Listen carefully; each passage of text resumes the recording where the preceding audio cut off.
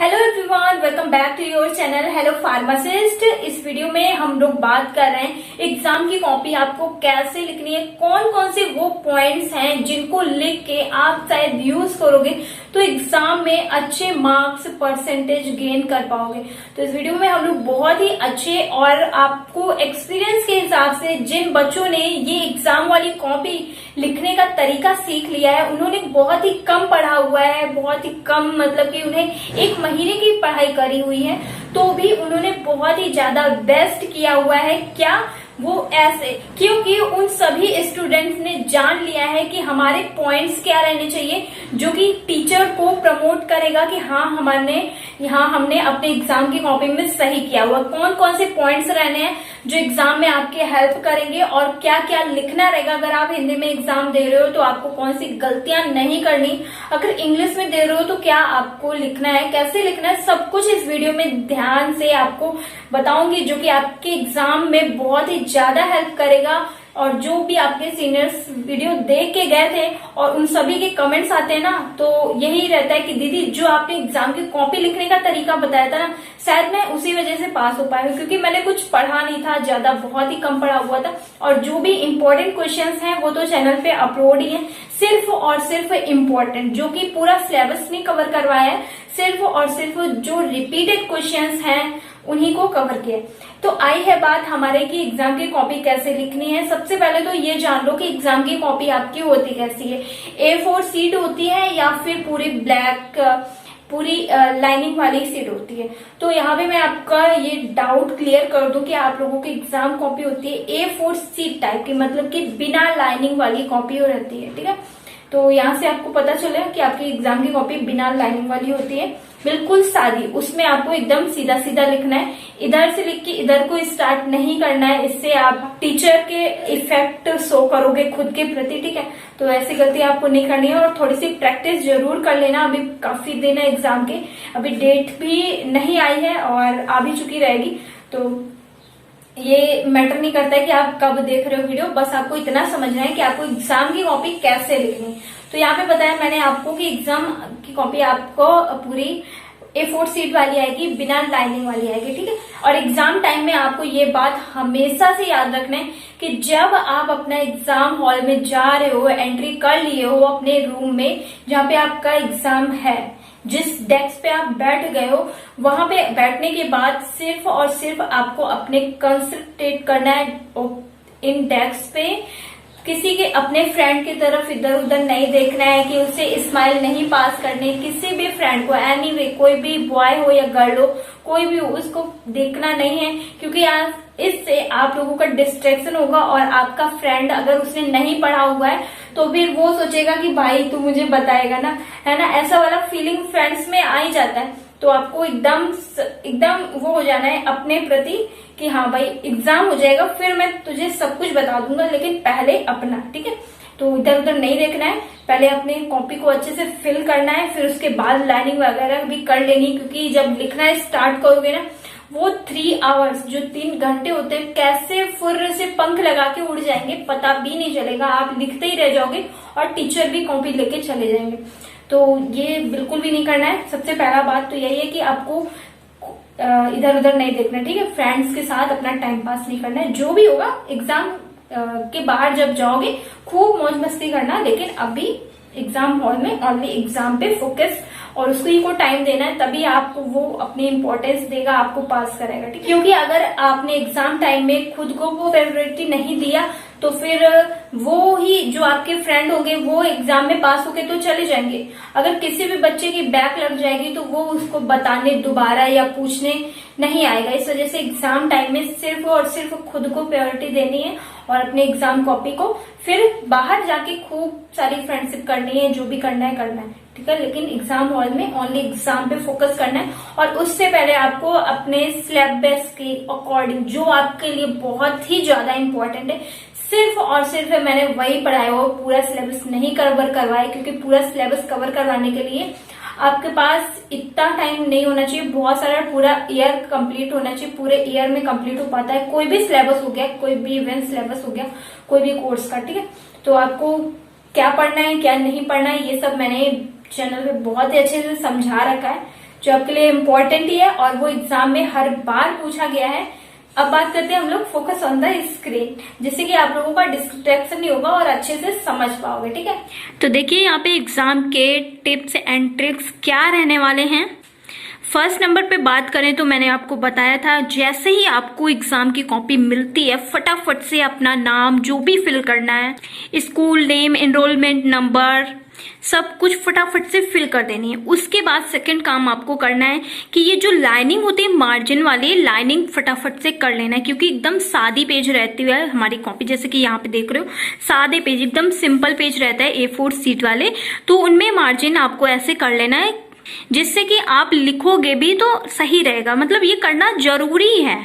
और बहुत से बच्चों को ये नहीं पता रहता है कि एग्जाम की कॉपी कितने पेज की रहेगी। तो यहाँ पे देख रहे हो आप, यहाँ पे मैंने एक कॉपी बनाई हुई है। ठीक है, ये कॉपी है, पूरी क्लोज कॉपी है ये। फिर इसको ओपन करते हैं तो 2 पार्ट हो जाता है। ठीक है, तो ऐसे 1 2 नेक्स्ट 3 4 ऐसे ही करके आपके 36 पेजेस वाली आपकी पूरी कॉपी रहती है जो एग्जाम वाली रहती है। ठीक है, तो उन 36 पेजेस को आपको अच्छे से फिल करना है।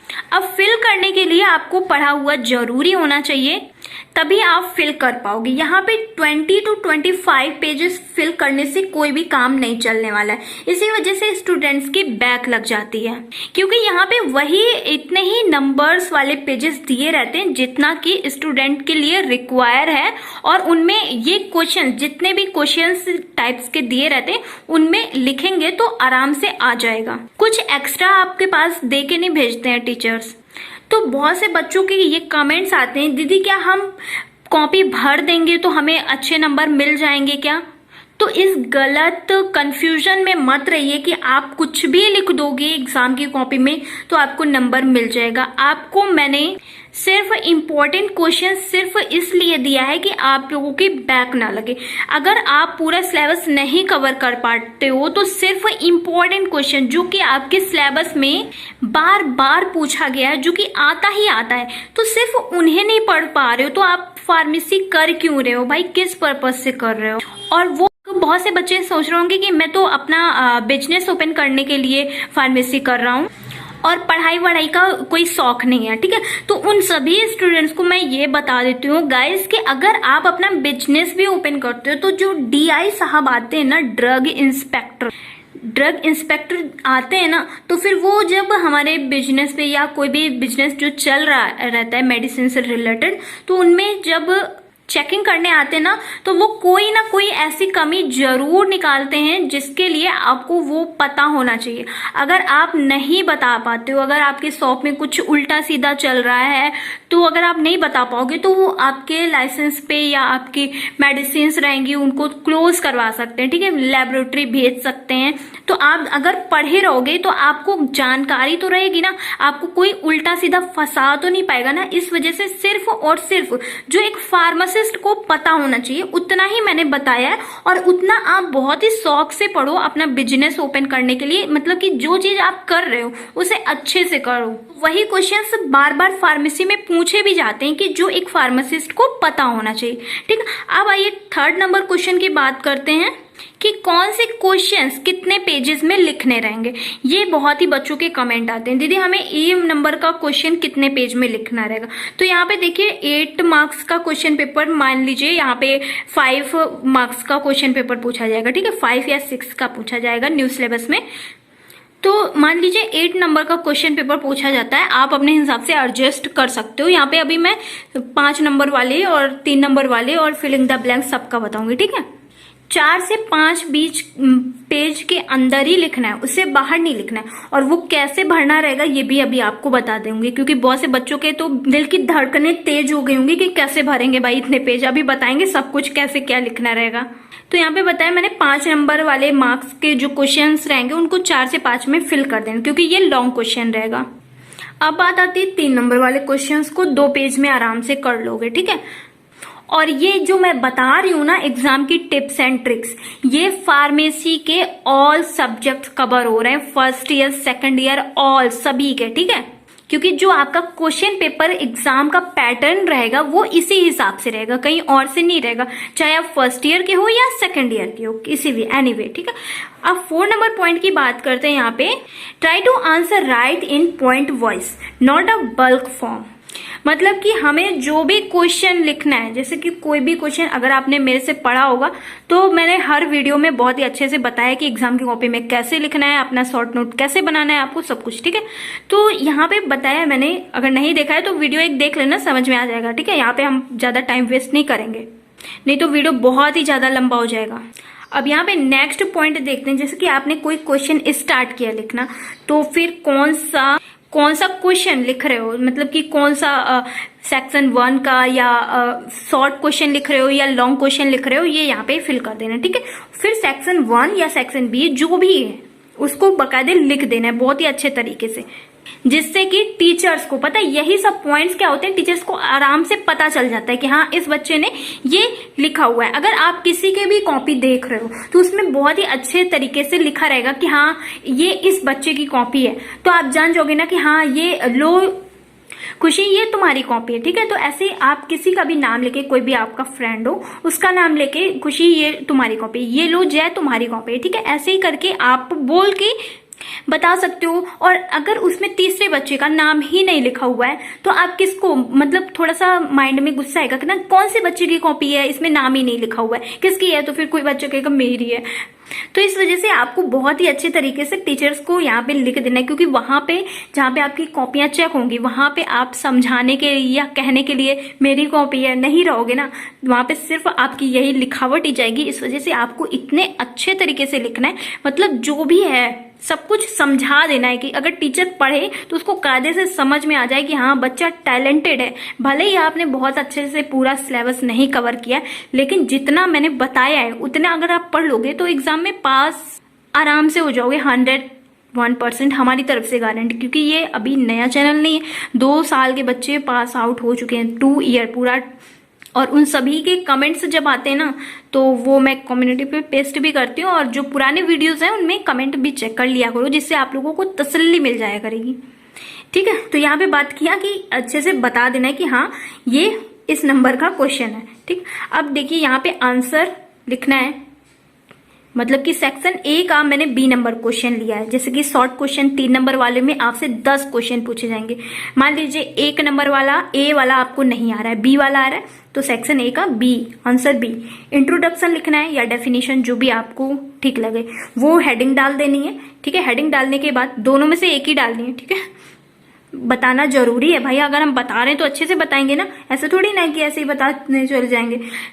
तो जितना भी आ रहा है, जैसे कि मैं शॉर्ट क्वेश्चन का यहाँ बता रही हूँ 3 नंबर वाले, ठीक है। तो आपको 2 पेज फिल करना है, मान लो 3 नंबर वाले क्वेश्चन में 2 पेज फिल करना है। 2 पेज कैसे फिल करना है, ऐसे ऐसे वाला, एक के पीछे वाला नहीं, ठीक है, जस्ट सामने वाला। मतलब कि एक ये वाला एक ये वाला, ठीक है, ऐसे करके। ये नहीं कि एक और ये दूसरा, ऐसे 2 नहीं। और ऐसा करना भी नहीं। बहुत से बच्चों के कमेंट्स आते हैं, दीदी क्या हमें दूसरी कॉपी मिल सकती है क्या, इसकी बी कॉपी मिलेगी? तो बिल्कुल भी नहीं मिलेगी भाई। जितना मतलब पेजेस दिया हुआ है हमारे BTUP ने, बहुत ही ज्यादा इनफ, बहुत ही तौल परख के दिया हुआ है, क्योंकि वो आपको एक्स्ट्रा कुछ नहीं देने वाला है। तो बहुत ही मतलब दिया है, जो उतना सोच समझ के दिया और उतने में आ भी जाएगा, तो उतने में ही आपका काम हो जाएगा। तो क्यों एक्स्ट्रा लिखने की जरूरत रहती है, ठीक है। इसलिए बी कॉपी वगैरह नहीं मिलती है। तो इंट्रोडक्शन डालना है आपको, पूरा एक आधा पेज आराम से कवर कर देना, ठीक है। आधे पेज में आपका इंट्रोडक्शन हो गया। फिर उसके बाद अगर आपका वहां पे स्ट्रक्चर पूछा गया है, चित्र पूछा गया है, तो चित्र बना देना है। और चित्र के बारे में थोड़ा 5 नाम, कम से कम 5 नाम, किसी भी चित्र के 5 नाम आपको हमेशा लर्न कर लेने हैं, जो कि आपको बहुत ही ज्यादा इफेक्ट अच्छा करेगा, ठीक है, इफेक्ट डालेगा आपकी कॉपी में। फिर उस चित्र के बारे में जो इम्पोर्टेंट है वो लिख देना है आराम से। एक आधा पेज यहाँ से कंप्लीट हो जाएगा, फिर आधा पेज आपका चित्र में हो जाएगा, और उस आधा पेज उसका वहां पे उसके बारे में बता दोगे। अगर चित्र नहीं पूछा गया, मान लो केमिकल स्ट्रक्चर, केमिस्ट्री का पूछा गया, तो वहां पे स्ट्रक्चर वगैरह बना लोगे और ये सब सीख लो भाई। इससे मतलब कि क्या होगा, तुम्हें नहीं आ रहा है तो तुम स्ट्रक्चर बना दोगे और स्ट्रक्चर से पढ़ लोगे ना, चित्र बना के पढ़ लोगे तो चित्र में बना भी दोगे, वही लिख भी दोगे, वही डिजाइन भी कर दोगे, बहुत ही ज्यादा अच्छा रहता है। अगर क्लासिफिकेशन पूछा गया तो क्लासिफिकेशन भी लर्न कर लेना, बहुत ही ज्यादा इंपॉर्टेंट रहेगा। और क्लासिफिकेशन लर्न करने का बहुत ही अच्छे से, मतलब कि जो भी मैंने पढ़ाया हुआ है ना, बहुत ही अच्छे से एकदम इजी लैंग्वेज में पढ़ाया है, जितना कि आपको कोई भी नहीं पढ़ाया होगा। क्योंकि मैं आपको सिर्फ अपनी तरीके से सोच के पढ़ाती हूँ, क्योंकि मैं आपकी कोई टीचर नहीं, मैं आपकी सिर्फ दीदी बन के आपको समझाती हूँ, दीदी की तरह। ठीक है, कि अगर मैं कोई भी भाई बहन को प्रॉब्लम हो रही है तो बस मेरे से साथ बताए, उसकी सॉल्यूशन चुटकियों में मिलेगा। ठीक है, तो देखिए हो गया इंट्रोडक्शन, हो गया क्लासिफिकेशन, हो गया। फिर यहाँ पे देखिए एक्सप्लेन, जो भी आपने वही बताया मैंने कि अगर आपने एक्सप्लेन किया है कोई चित्र तो उसको एक्सप्लेन कर देना है, या क्लासिफिकेशन जो भी लिखा है, ठीक है, उसको एक्सप्लेन कर देना है। फिर यहाँ पे ये मेन पॉइंट को अंडरलाइन कर देना। जैसे कि अगर आपको लगता है कि हाँ हमने ये वाला क्वेश्चन बहुत ही अच्छे तरीके से किया है, तो उसको क्या करो, अंडरलाइन कर दो। ठीक है, इससे क्या होगा कि अंडरलाइन रहेगा तो टीचर की आंखें ना उसी अंडरलाइन पे जाके टिक जाएंगी और टीचर को लगेगा कि हाँ बच्चे ने अच्छा लिखा हुआ है। तो आई होप आपको इतना अभी तक अच्छे समझ में आया। अब नेक्स्ट पेज पे चलते हैं। नेक्स्ट क्वेश्चन ये रहता है बच्चों का, दीदी हमें कौन से पेन का लिखना है और कौन से पेन से स्ट्रक्चर बनाना है, डायग्राम। तो देखिए यहाँ पे आप बॉल पेन जो होता है वही यूज करिए, ज्यादा अच्छा रहेगा। अगर आप पेंसिल से बनाओगे तो हमारे बीटीयूपी को तो जानते ही कितना ज्यादा फास्ट और लेजी वर्क करने में कितना है, कि आप लोगों को एग्जाम डेट बताने में इतना ज्यादा कंफ्यूज कर रहा है कि कब होगा बता ही नहीं रहा है। और बच्चों के कमेंट्स आते हैं, अगर मैं वीडियोस बना देती हूँ तो बच्चों के कमेंट, दीदी एग्जाम डेट आई नहीं फिर भी आपने क्यों वीडियो बना दिया, मेरा टाइम वेस्ट हो गया, ये वो। ओ नो, क्या करूं भाई, एग्जाम डेट नहीं आ रही है। तो आप अपनी तैयारी रखो, एग्जाम तो जुलाई में ही होगा, मैंने कब से बोला है आपको, जुलाई में ही होगा, 1 जुलाई से ही होगा। और आपको एग्जाम की तैयारी करने का भी टाइम नहीं मिलेगा, इसलिए तैयारी बस रखो भाई। एग्जाम आएगा फुर्र से लेके, हवा के झोंके आएंगे, तूफानों की तरह उड़ जाएंगे। इस वजह से आपको संभाल के रखना है, नहीं तो आपकी ख्वाहिश में भी उड़ जाए। ठीक है, तो यहाँ पे बताया डायग्राम बॉल पेन से यूज करना है। ठीक, नेक्स्ट पॉइंट है यहाँ पे 5 number, When the page is filled more than half, जब आपका पेज आधे से ज्यादा भर जाए, fill more than half, आधे से ज्यादा भर जाए, इतनों से जगह बचे उसमें, तो फिर आपको वहीं पे न्यू क्वेश्चन लिखने की गलती नहीं करना है। पीसीआई का पेज है, आपका पेज नहीं है, ठीक है, उसको पीओटी बहुत ही अच्छे से वहां पे पीओटी डाल देना है। पीओटी का क्या मतलब होता है, प्लीज टर्न ओवर। आपका जो क्वेश्चन पेपर रहेगा ना उसमें भी लिखा रहता है नीचे कॉर्नर पे, ठीक है, तो आपको यहाँ पे कॉर्नर पे नहीं डालना है, आपको उसी के नीचे थोड़ा सा बड़ा, मतलब कि टीचर के आंखों में आराम से दिख जाए, अगर वो चश्मा वश्मा लगा रहे हो तो पीओटी आराम से लिख देना है। ठीक है, वो समझ जाएंगे कि बच्चा कह रहा है प्लीज टर्न ओवर, मतलब कि यहीं से हमारी कहानी नहीं खत्म है भाई, आगे भी देखो, आगे भी है, आगे भी हमने लिखा हुआ है, पढ़ा लिखा हूँ, ऐसा ही थोड़ी ना हूँ। ओके, तो ये लिखना बहुत ही ज्यादा जरूरी है। डोंट फॉरगेट राइट, बहुत ही ज्यादा इंपॉर्टेंट है, क्योंकि बहुत से बच्चों का क्या हाल होता है, उन्होंने लिखा तो बहुत ही अच्छे से होता है, इतना पेज हो गया छोड़ दिया, इतनी जगह छोड़ दी टीचर ने। अब सबको पैसे कमाने हैं, जल्दी जल्दी चेक करते गए, उसके आगे चेक ही नहीं किया उन्होंने। अब बच्चे की लग गई बैक, कम नंबर आया, फिर हो गई प्रॉब्लम कि भाई हमने लिखा तो बहुत ही अच्छे से था और पूरी कॉपी भी भर के आए थे, फिर भी मेरी बैक लगा दी, पता नहीं क्यों। तो ये वर्ड लिख लेना, जिससे टीचर को समझ में आ जाएगा कि हाँ बच्चे ने आगे भी लिखा हुआ है। ठीक है, अब आइए बात करते हैं नेक्स्ट पॉइंट की, जिसको मैंने शुरू में ही आपको बता दिया था। डोंट वेस्ट एनी टाइम, अपने टाइम का 1 सेकंड भी नहीं वेस्ट करना है आपको। कोई भी फ्रेंड दोस्त के पास नहीं, सब भूल जाना। जैसे कि आप कोई सॉन्ग गाते हो ना तो कुछ भी नहीं याद रहता उसके अलावा, सॉन्ग गाने के अलावा, जब कोई फेवरेट वाला होता है आपका सॉन्ग, तो वैसे ही आपको इतना धुन में आपने एग्जाम में जुट जाना है कि यारी दोस्ती बाहर हो जाएगी, लेकिन अभी क्या है, जो चीज की हमें प्रायोरिटी देनी है उसको देंगे, तभी हमारी वो इज्जत करेगा, कदर करेगा। एग्जाम की कॉपी बहुत ही बेस्ट रखना है। नेक्स्ट पॉइंट है try to all attempt question. ठीक है, try to attempt all question, अपने सभी क्वेश्चंस को अटेम्प्ट करने की, कंप्लीट करने की पूरी कोशिश करना। बच्चों के कमेंट्स आते हैं, दीदी अगर हमें ना आ रहा हो तो हम क्या करें? कुछ भी लिख सकते हैं, गाना लिख सकते हैं। ये बिल्कुल भी नहीं करना, गाना तो बिल्कुल ना लिखना। हाँ, ये जरूर कर सकते हो अगर उस टॉपिक से रिलेटेड, उसी चैप्टर से रिलेटेड अगर आपको कुछ आ रहा है तो उसी टाइप की हेडिंग सब लिख के आप लिख सकते हो। ठीक है, ये आप कर सकते हो, इतनी मैं आपको छूट देती हूँ। अब देखिए यहाँ पे लिखा हुआ है, अगर आपको कुछ नहीं आता तो उसी से रिलेटेड लिख दो, लेकिन ऐसा लिखो कि टीचर को आप अच्छे से ढंग से समझा दो। ठीक है, अपने लिखावट में। अब यहाँ पे बात करते हैं डी फार्मा फर्स्ट ईयर और सेकंड ईयर। मतलब कि पहले क्या था, ये सिलेबस आपका अलग अलग था, क्योंकि न्यू सिलेबस आया था तो एक ही बच्चों को, मतलब फर्स्ट ईयर वालों को अलग समझाना था, सेकंड ईयर वालों को अलग समझाना था। तो ये तो सेम ही हो गया है। ठीक है, बस इसको आपको फॉरगेट करना है, रिमूव करना है। ठीक है, इसको नहीं ध्यान देना है, क्योंकि यही सिलेबस अब सेकंड ईयर वालों में भी है। तो देखिए, जो एमसीक्यू क्वेश्चंस आएंगे वो आपके क्वेश्चंस रहेंगे 20 की संख्या में। 20 क्वेश्चंस रहेंगे, वो भी एक एक नंबर वाले रहेंगे, और उनमें आपका एमसीक्यू, फिलिंग द ब्लैंक्स और ट्रू फॉल्स भी आ सकते हैं, जैसे कि मैंने आपके सिलेबस में देखा है। ठीक है, पीसीआई वाले में, और वही करेक्ट भी है।